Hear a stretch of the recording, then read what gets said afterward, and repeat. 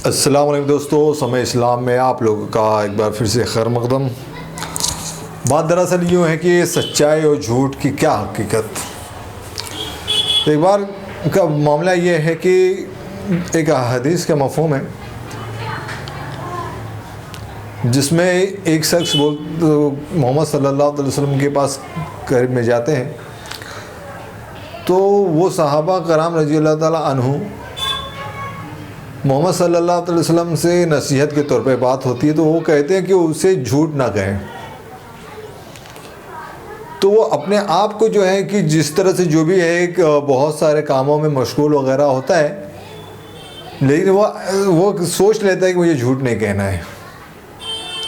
झूठ बहुत बड़ी चीज़ होती है कि काम को बिगड़ने में किस तरह से एक बोलते हैं ना, एक स्टेपिंग स्टोन होता है जिसके ज़रिए से लोगों के अमाल और दिल दिमाग जो है बिगड़ जाते हैं और वो लोग बुराई की तरफ जाते हैं। जब बाद में हकीकत मिलता है तो जो छोटी सी गलती को छिपाने के लिए झूठ कहा जाता है, उसके वजह से बड़ी गलती और बड़े बड़े नुकसानात नज़र आते हैं।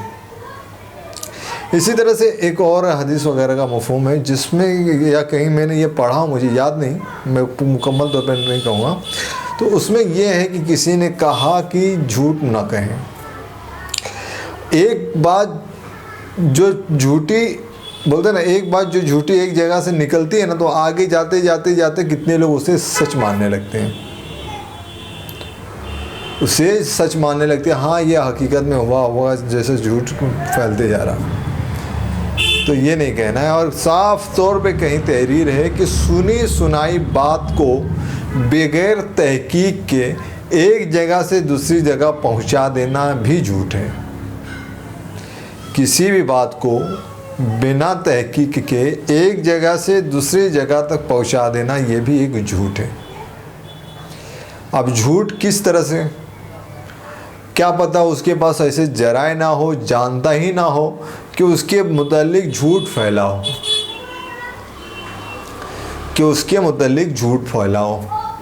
एक बार का वाक़या है कि मोहम्मद सल्लल्लाहु अलैहि वसल्लम के पास एक सहाबा कराम रज़ी अल्लाह ताला अन्हु गए, बात करने लगे।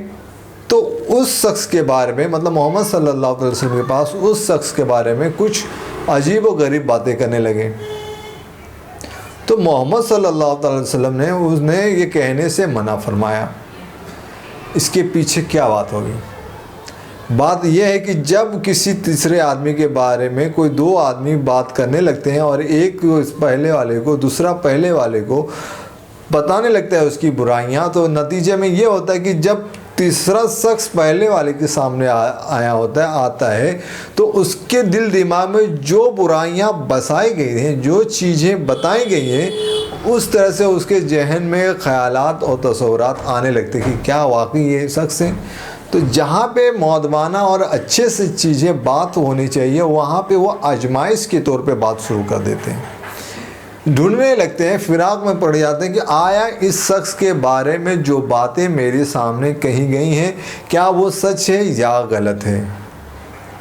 इस तरह से एक बाउंडेशन जो बना रहता है वो टूट जाता है। इसीलिए मोहम्मद सल्लल्लाहु अलैहि वसल्लम के पास जो शख्स कहने गए थे तीसरे के बारे में कि वो किस तरह से क्या कहते, तो मना मतलब रोका गया, मतलब सुने नहीं।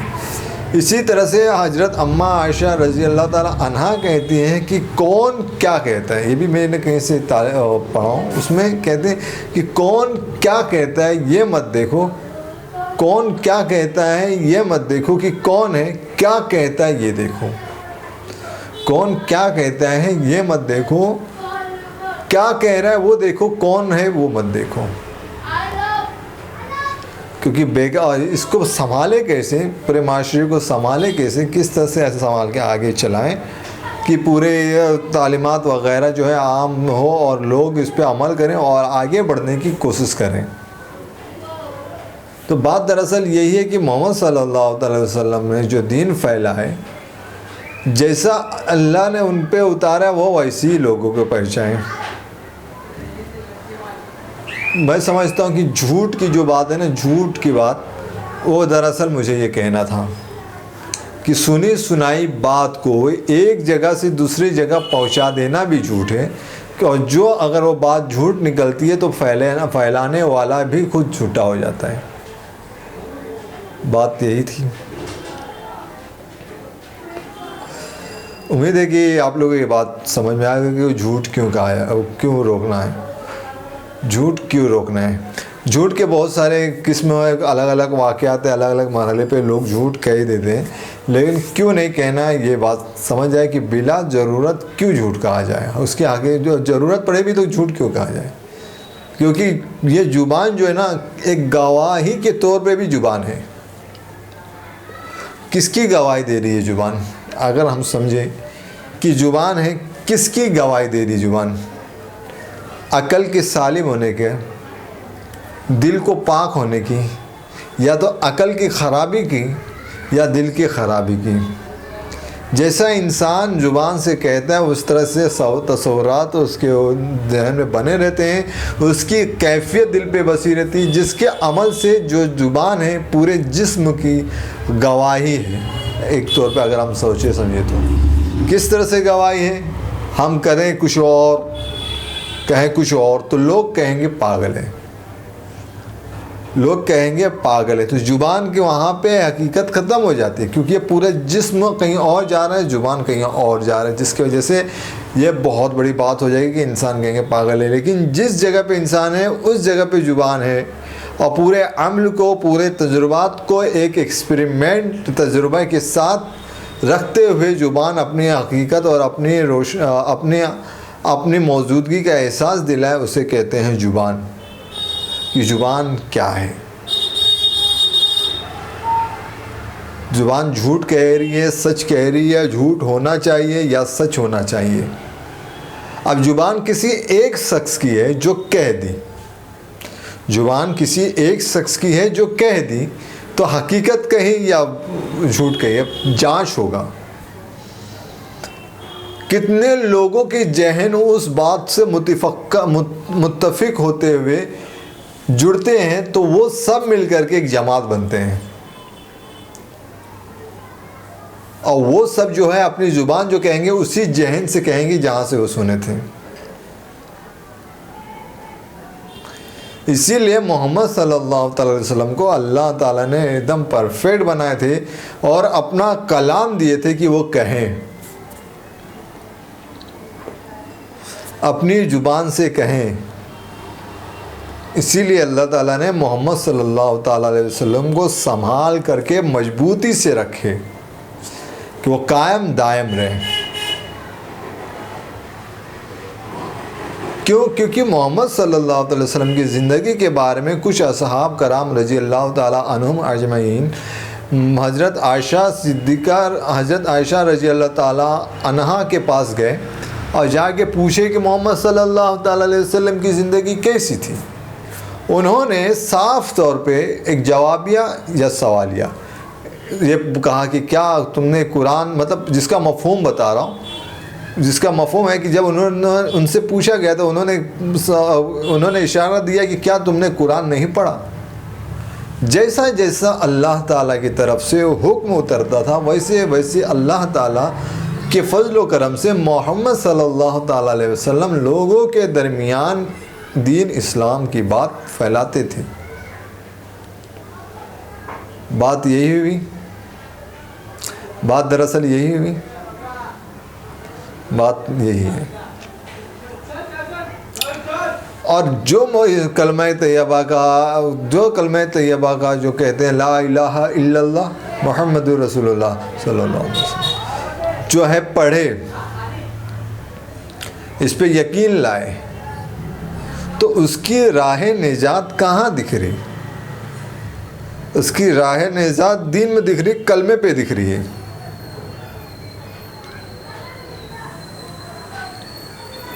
और कामयाबी कहाँ? कलमे पे है। इस तरह से अल्लाह ताला ने मोहम्मद सल्लल्लाहु अलैहि वसल्लम को परफेक्ट बनाए, और जो जो तालीम है वो बोलते ना फैलाने के लिए गए। और इस उम्मत को, इस उम्मत, मैं इल्म का तालिब इल्म हूँ तो कह रहा हूँ कि इस उम्मत को अल्लाह ताला ने इस तौर पे भेजे, और एक तौर पे तारीफ़ भी किए और एक तौर पे याद दहानी भी कराए। तारीफ़ किस लिए किए? क्योंकि मोहम्मद सल्लल्लाहु अलैहि वसल्लम की उम्मती हैं और इसके बाद कोई नबी नहीं आने वाले हैं। इसलिए काम, कौन से काम दे करके तारीफ बताएं कि तुम अम्र बिल मारूफ नहीं अनिल मुनकर, अच्छे कामों की तरफ बुलाओगे, बुरे कामों से रोकोगे। तारीफ और जिम्मेदारी कैसे कि तुम्हें भेजा ही इस काम के लिए गया है, तुम्हें भेजा ही इस काम के लिए गया है। एक तारीफ है, एक समझिए एक तौर पे मोहर भी है। कुछ लोग इसे तारीफ़ समझ ले कि हाँ अल्लाह ताला ने तारीफ़ की, और एक तरफ जो है ये सोच ले कि हमें क्यों ऐसा कहा गया है। वो डिपेंड करता है कि इंसान अपने दिल दिमाग से कितना सोचता है, कितना अमल करता है। तो सोचिए इस उम्मत में अगर इंसान जो शराइत हैं एक बात को एक जगह से दूसरी जगह फैलाने की, तो वो कौन सी बात फैलाएंगे। इसी लिहाज पे एक मामला हुआ था कि कहीं पे कोई काफ़िला ठहरा हुआ था, चल दिए थे, फिर उसके बाद हज़रत मोहम्मद सल्लल्लाहु अलैहि वसल्लम की शरीके हयात उम्महात में से एक थी, उनके ऊपर इल्ज़ाम, मतलब लोगों में सरगोशियाँ शुरू हो गईं, उसके ऊपर सरगोशियाँ शुरू हो गई कि इनका मामला ऐसा है। मतलब अजीब और गरीब तौर पे वो जो तोहमत लगाया जाए बदनाम करने के हिसाब से, या फिर लोगों के जहन में को ख़राब करने लगा दिया जाए ऐसी ऐसी बात बोल करके, तो उसके जवाब में मोहम्मद सल्लल्लाहु अलैहि वसल्लम के ऊपर कुरान की आयतें ही उतरी। वो कुरान की आयतें सूरह नूर में उतरी कि अल्लाह ताला जवाब दे रहे। तो उसमें एक आयत है जिसकी तरफ डायरेक्ट अल्लाह ताला इशारा करते हैं। वो आयत के हिसाब से मैं बताऊं कि अगर तुम बुराई सुनो तो पहले ही तुम्हें झटका दे देना कि नहीं ये ऐसा नहीं, ये ऐसा नहीं। इस पर सोचना नहीं है कि अरे ये ऐसा चल रहा होगा, वैसा चल रहा होगा। आयशा सिद्दीक़ा रज़ी अल्लाह ताला अन्हा के ऊपर ऐसे मामला थे, ऐसा एक मामला आया था, तो उसके बारे में अल्लाह ताला ने अपने हबीब मोहम्मद सल्लल्लाहु अलैहि वसल्लम के ऊपर सूरत उतारे, सूरह नूर उतारे। खुद वो एक जवाब के तौर पे हो गया। तो झूठ क्या, किस तरह से, यहाँ तक कि वालिदैन को भी बच्चों को बचपन से ही सच बोलवाने की तलकीन करते रहे। पहले वक्त में कहानियाँ सुनाया करती थी बड़े बुजुर्ग और बूढ़ी औरतें, लेकिन उनसे क्या सबक लेना है, क्या नतीजा निकालना है, वो अलग बात थी। कोई नतीजा बताता था, कोई कहानी बोल के मन बहलाता था। इसी तरह से हम छोटे या बड़े उम्र में अपने छोटे या बड़े कामों में जब रास्त चले तो इसमें यह भी बात है कि हमें गड़बड़ ना हो। मुझे उम्मीद है कि झूठ के मुतालिक जो बात चला रहा था मैं आपके सामने पेश कर दिया हूँ।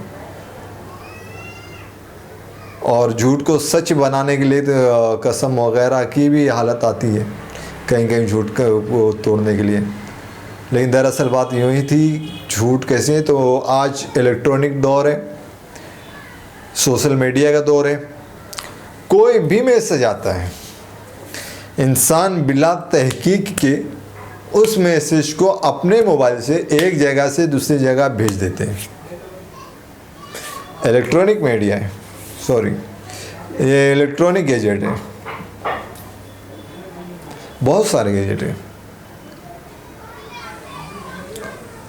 लेकिन झूठ क्या है, एक चीज़ की बगैर तहकीक के एक जगह से दूसरी जगह पहुंचा देना ही, एक जगह से दूसरी जगह पहुंचा देना ही झूठ है।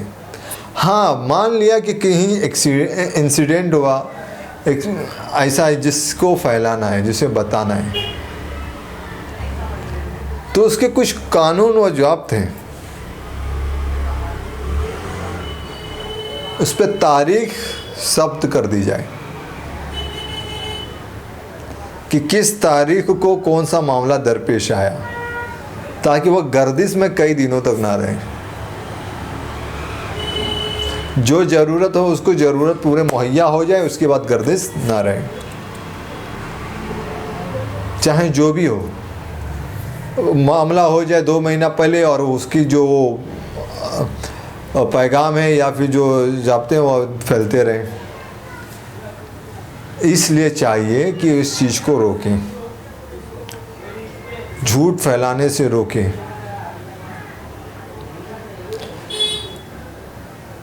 कभी कभी क्या होता है कि किसी के बारे में बात फैलाई जाती है, बोली जाती है, तो उस वक्त उसे सही लगती है कि मेरी मदद की जाएगी, लेकिन वही बात मदद वगैरह ना हो या कुछ और मामला हो, बात फैलती रहे, तो उससे चिढ़ पैदा हो जाता है।